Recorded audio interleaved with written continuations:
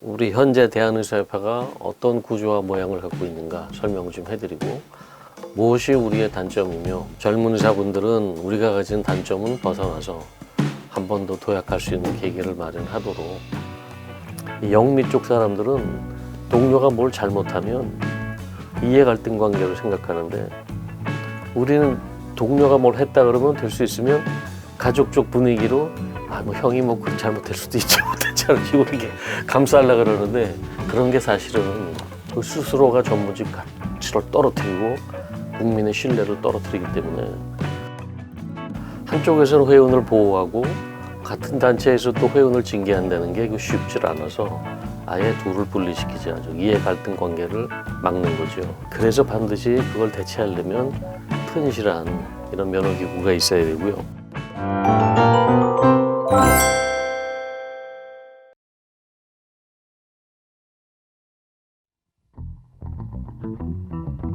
안녕하십니까. 안녕하세요. 먼저 젊은 의사 정책 연구를 위한 수업을 부탁드린 것을 선뜻 수락해 주셔서 감사의 말씀을 드립니다. 제가 왜 젊은 의사와 의사단체라는 주제를 택했냐면, 우리 현재 대한의사협회가 어떤 구조와 모양을 갖고 있는가 설명 좀 해드리고, 무엇이 우리의 단점이며 무엇이 장점인가 보여드려서 젊은 의사분들은 우리가 가진 단점은 벗어나서 한 번 더 도약할 수 있는 계기를 마련하도록, 그런데 의도를 두고 제가 말씀을 드리는 거고요. 전문직 단체란 거는 매우 동질성이 강한 특별한 사람들의 모임이기 때문에 정책 일관성을 갖고 꾸준히 밀고 나가는 그런 모습을 보여줘야 되기 때문에, 제가 이 제목을 택한 것은 현재까지 우리 협회는 그 점에 있어서는 성공하지 못했기 때문에, 이 새로운 젊은 세대의 의사들은 나갔을 때 이것을 꼭 달성할 수 있도록 하는 게 제 희망이라서 그런 제목을 정했습니다.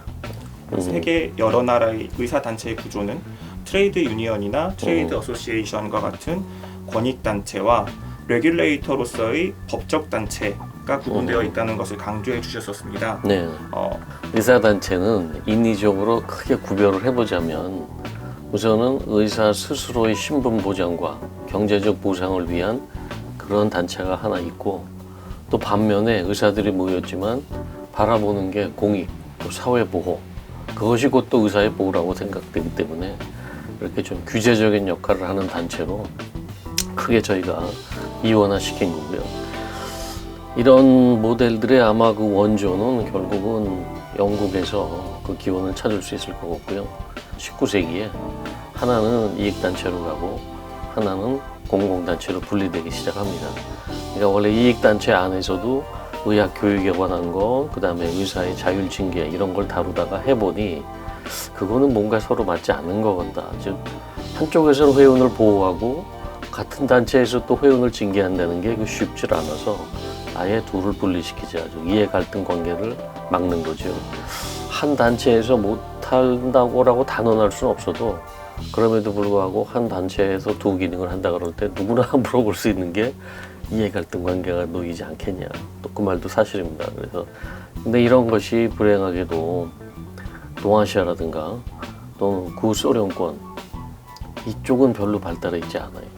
왜냐하면 그 나머지 국가들은 이런 거를 배워주지 않았어도 이미 이 시점에서 문화적으로 물려받아서 그걸 그냥 당연히 알고 있는 나라들이 더 많습니다. 아주 가까운 홍콩만 내려가도 이런 거 가르칠 필요는 없어요. 사실은 현재 대한의사협회의 경우에는 두 가지 역할을 분리하고 있다기보다는 일부를 같이 하고 있다는 인상을 많이 받고 있습니다. 혹시 이것을 구분해야 할 필요성은 어떤 것이 있을지, 그리고 그 배경은 어떤 것이 있을지 여쭙습니다. 우선 특징적으로 면허기구라는 것들은 대개 그 나라가 갖고 있는 의료법에 설립을 근거합니다. 그러니까 이런 전문직 단체, 특히 보건의료에 있는 직종별로 반드시 면허기구가 있어야 된다. 그래서 그런 법에 의해서 이렇게 구성하고 구조는 어떻게 해야 되고, 사회는 이들을 믿고 여기에다가 행정처분권을 위임한다. 그리고 어떤 나라는 심지어 1심, 재판에서의 1심 기능을 대체합니다. 거기가. 우리는 형사처벌을 하지 않습니까? 의료를 가지고. 이런 제도가 없으니까 남을 도와보자고 무슨 의료 활동을 하다가 그게 결과가 나쁘다 그래서 구속을 당하거나 형사처벌을 당하는 선진국가시면 그런 예는 볼 수 없습니다. 그래서 반드시 그걸 대체하려면 튼실한 이런 면허기구가 있어야 되고요. 또 면허원에서 하는 것 중에 하나가 우리 지금 면허 재등록 하잖아요. 외국은 1년마다 하거든요. 1년마다. 그러니까 군대에서 일일 보충 병력 그래서 오늘 날짜로 대한민국에 가용 자원한 군인이 몇 명인가 딱 뜨거든요. 거기는 의사 면허기구에 그게 떠요. 이번 주일에 가용한 대한민국 의사 몇 명, 무슨 과에 누가 어디에 몇 명, 어느 나라에서 왔고 그것까지 데이터를 다 가지고 있습니다. 과거에 무슨 잘못을 했고 뭘 잘했고 누가 위험한 의사인지도 파악할 수 있고 그러니까 그 정도는 갖고 있어야 그게 선진국인데 우리 뭐 GDP가 세계 10몇 위, 뭐 무역 규모 10몇 위 하는데 면허 관리 그러면 바닥에서 사는 게 아마 훨씬 빠를 겁니다. 그러니까 이제 우리하고 문화가 틀려서 그런데 이 영미 쪽 사람들은 동료가 뭘 잘못하면 개인주의가 발달해서 저 사람이 잘못한 걸 가지고 나까지 피해를 본다고 생각해요. 우리 집단이 이해 갈등 관계로 생각하는데 우리는 동료가 뭘 했다 그러면 될 수 있으면 가족 쪽 분위기로 뭐 형이 뭐 잘못할 수도 있지 못했지 않은 식으로 이렇게 감싸려고 그러는데 그런 게 사실은 전문직 특히 고도의 학력을 요구하는 그런 법, 의 이런 데서는 굉장히 타부시하고 조심해야 될 상황이거든요. 그 스스로가 전문직 가치를 떨어뜨리고 국민의 신뢰를 떨어뜨리기 때문에 우리 직업이야말로 신뢰를 바탕으로 사는 거지 그 실력으로 대국민들이 판단할 수 있는 것도 아니고 자기 몸을 맡길 때 그 신뢰성의 상실이 가는 게 굉장히 커서 자기 규제들을 굉장히 까다롭게 합니다. 저는.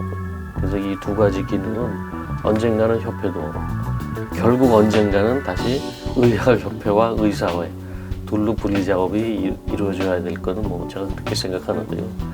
또 회원 여러분들께서는 이게 갈라진다 그러면 우리들의 단체가 둘로 쪼개지는 게 그런 건 전혀 아니고요. 직능별로 분화되고 면허기구는 전체 의사회에 비하면 훨씬 작은 기구죠. 거기에 비해서. 하지만 할 일은 굉장히 많은 거고 아직까지 우리 사회에서 근대화가 끝나지 않은 부분 중에 하나고 이거는 의료에만 해당되는 게 아니라 외국을 댕겨보시면 이미 중세 때부터 그 나라의 각종 민간기구들이 만든 협회가 이미 중세 때 100개들이 넘고 다 자치기구거든요. 그러니까 우리 정부도 생각을 달리 해야 되는 게 정부가 모든 거를 할 수 있다라고 전체주의적인 입장을 보여주는데 정부는 모든 일을 다 할 수 없습니다. 현대사회에서. 상당 부분은 이런 면허기구 같은 유사한 단체들을 모든 분야에다가 자꾸 육성하고 키워야 되는데 아직까지 그런 데는 도달하지 못했습니다. 우리 사회에 대한 남겨진 근대화 사업이 있어요. 이 작업이 다 우리 어깨에 있는 거지. 우리가 얘기하지 않는 한 절대 정부는 이거 안 해주고요. 뭐 기회가 나왔으니 말씀을 드리는데 우리나라 의료 정책, 보건의료 정책의 효시는 총독부 경무부입니다. 경찰 조직이 보건의료를 담당했거든요. 경무부 초대는 전부 헌병 사령관들이 맡아서 했고 중간에 경찰 조직으로 바꿔서 그 밑에 위생과 그러니까 이게 전체주의적이고도 파시스트적인 적에서 이게 양성이 되었기 때문에 그런 체제 하에서 무슨 자율규제를 이해하고 또는 조선의 능사들한테 집단을 형성해서 그거 불가능했던 일입니다. 그러니까 해방 후에 군정 또다시 군사정권 이제 민주화를 달성했다는 집단도 이런 거에 대해서 전혀 무지하기 때문에 우리의 선결 과제는 계속 우리 자체 교육, 국민교육, 법조인들 상담 그분들과 자꾸 설득 작업 이런 것들을 거쳐 나가야 됩니다. 또 전공의 교육도 여기는 그냥 복지부에서 어설프게 갖고 있는데 캐나다만 가더라도 법에 이런 단체를 설립하게끔 만들어주고 캐나다 전체의 전공의 교육을 감독하는 굉장히 큰 기관들이 있습니다. 이제 이런 기관들도 사실은 역할이 좀 틀려서 그렇지. 그러니까 지금 전공의 교육에 불만 많잖아요. 그 사람들 기준으로 했으면 우리 이런 식으로 인턴, 이런 식으로 전공의 교육은 못 걸어갑니다. 거기 요구하는 수준에 맞출 수도 없고요. 또 그렇기 때문에 또 사회는 그들을 믿고 전공의 급여를 사회에서 대주고 교육에 관한 거는 병원에다 따로 돈을 주고 그것에 대한 감독을 따로 제3자 기구, 그러니까 전공의 교육만 담당하는 기구에서 그걸 감독하고 거기서 최종 전공의 시험 보고 자격증을 나눠주고 우리는 아직 그런 레귤레이터들이 없고요. 모든 건 다 보건복지부. 그래서 가보면 그 많은 업무 의사만 있는 게 아니잖아요. 간호조무사, 간호사 다 몇십만입니다. 그들의 관리를 어떻게 하겠습니까? 직원 몇 명이. 문의만 있는 거죠. 그냥 문의만 있는 거죠.